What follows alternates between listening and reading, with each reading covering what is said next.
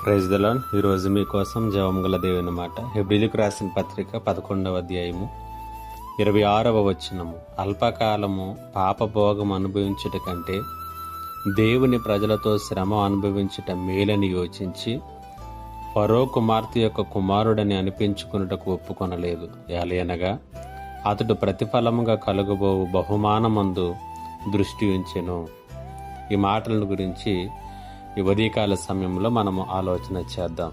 జీవితంలో వేటి మీదనైతే మనం మన దృష్టిని కేంద్రీకరిస్తామో దాని మీదే మన యొక్క శ్రేష్టమైనటువంటి జీవితము లేదా ఆశీర్వాదకరమైనటువంటి జీవితము ఆధారపడి ఉంటుంది. మనము తప్పుడు విషయముల మీద దృష్టి పెట్టినప్పుడు దేవుడు మన కొరకు ఏం చేస్తున్నాడో దాన్ని కోల్పోతాం.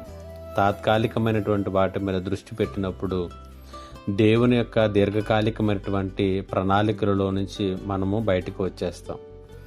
భౌతికపరమైనటువంటి విషయాలను మనం దృష్టి పెట్టినప్పుడు దైవికమైనటువంటి విషయాలు మనం కోల్పోతాం. ఈ లోకపరమైనటువంటి ఆనందం మీద మనం దృష్టి పెట్టినప్పుడు పరిశుద్ధతను కోల్పోతాం. హెబ్రీయులకు రాసిన పత్రిక 11వ అధ్యాయము 26వ వచనంలో దృష్టి యొక్క ప్రాముఖ్యతను గురించి మోషే జీవితం నుంచి మనం తప్పకుండా ఒక పాఠాన్ని నేర్చుకోవాలి. మోషే ఐగుప్తులో పెరిగి పెద్దవాడైనప్పుడు అతడు ఫరో యొక్క కుమార్తె కుమారునిగా రాజు యొక్క అంతఃపురంలో పెరుగుతూ ఉన్నాడు. అయినప్పటికీ కూడా అతడు ఐగుప్తు ధనం మీద తన దృష్టిని కేంద్రీకరించలేదట.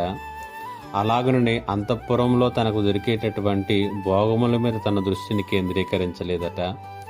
అదే రీతిగా ఫరో కుమార్తె యొక్క కుమారునిగా పేరు ప్రఖ్యాతులు కలిగి జీవించేటటువంటి విషయాల మీద కూడా ఆయన దృష్టి కేంద్రీకరించలేదట. వాటన్నిటినీ ప్రక్కన పెట్టి క్రీస్తు మీద ఆయన తన దృష్టిని కేంద్రీకరించాడట.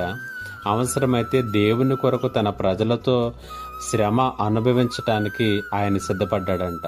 ఎందుకంటే 26వ వచనంలో మనం చూస్తూ ఉన్నాం, అతడు ప్రతిఫలముగా కలుగబోవు బహుమానమందు దృష్టి ఉంచెను అనేటువంటి మాటను తెలియచేస్తున్నాడు. కాబట్టి శాశ్వతత్వంలో తనకు ఏమి కావాలో అనేటువంటి దాని మీద తన దృష్టి ఉంచినప్పుడు తాత్కాలికమైనటువంటి వాటిని, భౌతిక సంబంధమైనటువంటి వాటిని అతడు సులభంగా వదులుకోగలిగాడు.